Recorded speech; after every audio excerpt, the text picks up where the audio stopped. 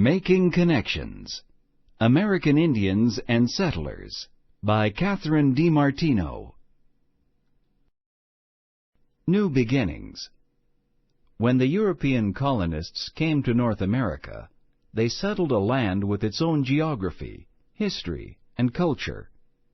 The settlers had to change their way of life to survive in this land. There were already people living in this land, and these people were the American Indians, or Native Americans.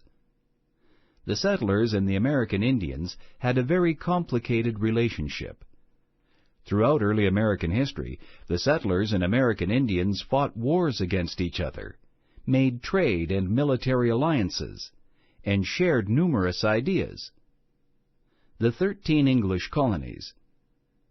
The settlers, who were also called colonists, lived along the Atlantic coast of North America.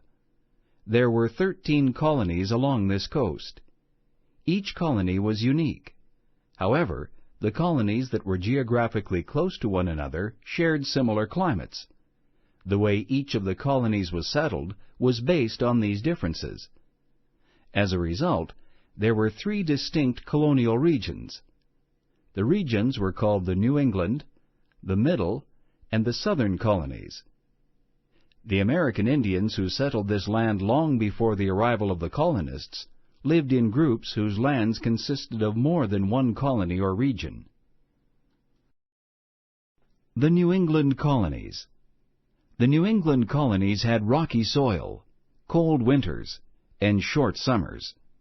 Because the soil in New England made it difficult to farm, a cash crop that could be grown and sold to markets was never developed. Most farmers in New England were self-sufficient. They grew just enough food to survive on, but not enough to sell to markets. The colonists learned important farming techniques, such as how to grow corn, from the American Indians. Fishing, boat building, and trading were all important jobs that shaped the New England economy. The New England forests supplied lumber that could be used to build ships. Other natural resources present in New England were iron and animal furs. The colonists got furs by trading with the American Indians. In 1633, Dutch colonists expanded their fur trade from the Hudson River Valley in present-day New York State to present-day Connecticut. The English colonists in Massachusetts wanted to compete with the Dutch for the fur trade. The Pequot, a powerful American Indian group, saw the English as more of a threat than the Dutch. To fight the Pequot, the English made an alliance with the Mohegan and the Narragansett, rivals of the Pequot. In 1637, conflicts over land and the fur trade led to a war involving the English, the Pequot, the Mohegan, and the Narragansett. This was known as the Pequot War. In 1638, English colonists and their American Indian allies defeated the Pequot. Hundreds of Pequot were killed. For nearly 40 years after the Pequot War ended, New England did not engage in any major conflicts with the American Indians. In 1675, King Philip's War was the most destructive conflict between American Indians and the colonists up to that time. 12 out of 90 New England towns were destroyed, and 5% of the colonists were killed. Almost 40% of the American Indians were killed or fled the region. After the war, the American Indians who stayed in New England lived in small scattered communities. The American Indians could not oppose the large groups of colonists. They lost control of their land, and by the 1700s, English colonists started moving west. The Middle Colonies. Unlike the New England colonies, the Middle Colonies had a more moderate climate and soil that was very good for farming. The Middle Colonies grew wheat, barley, and oats, grains they traded with the other colonies. As a result, they were often called the breadbasket colonies. There were fewer towns in the Middle Colonies than in New England because of the large amount of space that was required for farming. Instead of using land for a town square, as in New England, farmers in the middle colonies needed large areas of land to grow crops and raise animals. In addition, the middle colonies had excellent iron and coal resources and a strong fur industry. All of these were used for trade. Because many of the colonists who lived in Massachusetts were Puritans, people who practiced other religious beliefs were persecuted. In contrast, the middle colonies had much more diversity and more religious freedom. Quakers, Presbyterians, Mennonites, and Catholics all lived in the middle colonies. The Quakers, many of whom lived in Pennsylvania, were known for their acceptance of other people, especially African Americans and American Indians. In 1682, William Penn founded the Pennsylvania colony. That same year, he made a treaty with the Lenni Lenape group. In the treaty, Penn promised to pay them for most of the land that King Charles had given him. Compared with many other colonies, Pennsylvania had no major conflicts with American Indians, at least throughout Penn's lifetime.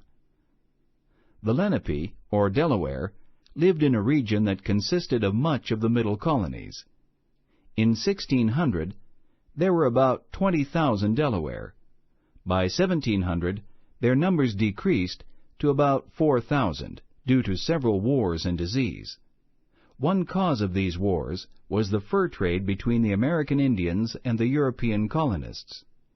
In order to meet the growing demand for fur, several American Indian groups competed for the same hunting territories. This competition led to war among the groups. The Southern Colonies. In the southern colonies, the winters were shorter and milder than in the other colonies.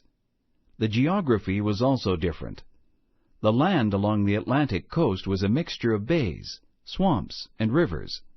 This land was fertile and often wet, making it very good for growing tobacco, indigo, and rice. These crops were often grown on plantations. Large southern plantations had their own blacksmiths and dressmakers.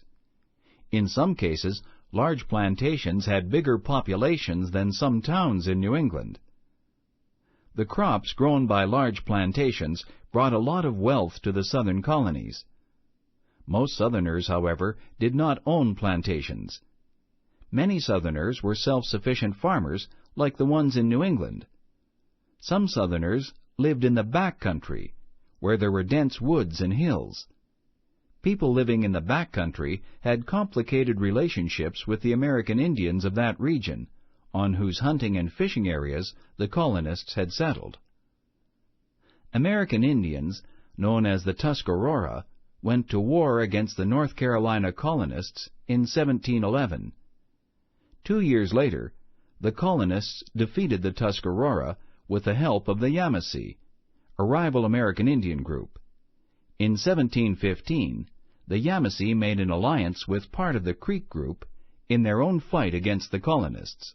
The colonists defeated this alliance with the help of the Cherokee and other American Indians. By the end of the war, the American Indians were defeated, and many of the survivors were driven from their homes to Spanish-held Florida. From 1700 to 1715, more than 1 million animal furs were shipped from the port city of Charleston, South Carolina. The fur trade forced the Cherokee to hunt farther from their homes. Competition with the colonists for hunting grounds, wars with other American Indians, and disease were some of the challenges faced by the Cherokee. Between 1773 and 1792, the Cherokee signed several treaties that gave nearly all of their land in the South to the colonists. The Ohio River Valley. The English, the French, and many different American Indian nations fought over land in North America. By the early 1700s, the population along the Atlantic coast was growing rapidly. Some English colonists began to move west and cross the Appalachian Mountains for more land on which to settle. By the mid-1700s, many English colonists were moving into a region called the Ohio River Valley. This region was important because the Ohio River was a tributary of the Mississippi River. Both the French and the English wanted to control the Ohio River Valley because of its access to the Mississippi River, fertile land, and its central location for trade. France had already claimed the Mississippi River and all of its tributaries as part of New France in the 1670s. The French had set up trading posts by the mid-1700s, where they traded goods with American Indians. In addition, the American Indians wanted to protect this region from being settled by the English. Both the French and the English relied on the American Indians for the fur trade and military support. Some American Indians depended on both the French and the British for trade in manufactured goods, especially weapons. All of these groups wanted to have control over the Ohio River Valley. War seemed hard to avoid. The French and Indian War. In the 1740s, England gave land in the Ohio River Valley to a group of colonists from Virginia. These colonists thought that they could sell parts of the Ohio wilderness to other colonists as good farmland. This land grant led to tension between the French and the English. In the early 1750s, the French built forts in the Ohio River Valley to secure what they felt was their territory. The British saw their claim threatened and demanded that the French remove their forts. The French refused to leave, and war soon broke out. George Washington's battle with French forces near Fort Duquesne in 1754 is known as the Battle of Great Meadows. The battle took place near where the city of Pittsburgh, Pennsylvania, is located today. Washington's battle marked the beginning of the French and Indian War. A series of battles between the British and the French and their American Indian allies followed. The struggle for power in North America was not the only source of conflict between Britain and France. They fought each other in Europe as well. In 1756, Britain formally declared war on France, and the 7 Years' War began. In North America, the British lost many battles to the French. One of the reasons that the French were winning was their alliance with American Indians. Even though American Indians traded with both the British and the French, many American Indians believed that English colonists would force them off their land. To help gain an advantage, both the French and the British made alliances with different American Indian groups. The two major American Indian groups involved were the Algonquins and the Iroquois. These two groups were made up of different nations that shared the same language and culture. During the French and Indian War, the French made alliances with the Algonquins, and the English formed alliances with the Iroquois League. The Iroquois sided with the English partly because the Iroquois and the Algonquins had been long-time enemies. In 1756, the war changed direction when William Pitt became Secretary of State. Pitt was a very forceful man. From London, he seized control of British forces. He appointed young generals to lead the British and colonial troops. The British forces began winning battles against the French. One of the British victories in 1758 was the capture of Fort Duquesne, the fort George Washington had failed to capture 4 years earlier. Washington now took part in the fort's capture. The Iroquois joined the British side during the war. This time the Iroquois hoped that this alliance would help them keep control of their land. The British captured Quebec, the French capital in North America, in 1759. When the British gained control of Montreal in 1760, most French territory in North America was now under British control. The war for North America between Britain and France largely ended in 1760. However, the two countries and their allies continued to fight in Europe for 3 more years. The Treaty of Paris. The British won the French and Indian War after 7 years of fighting. In 1763, the Treaty of Paris was signed, and France gave most of its claim in America to Britain, including most of Canada and all of its territory east of the Mississippi River. England now controlled much of North America. However, the British troops and forts needed to secure this territory were too few and too far apart. Because the French were defeated and were no longer a threat, the colonists began to move west to settle. Some American Indians hoped that trade agreements could be made with the settlers, but other American Indians feared that the growing number of settlers would drive them from their lands. This movement by the colonists would have a big impact on the lives of the American Indians living in the West.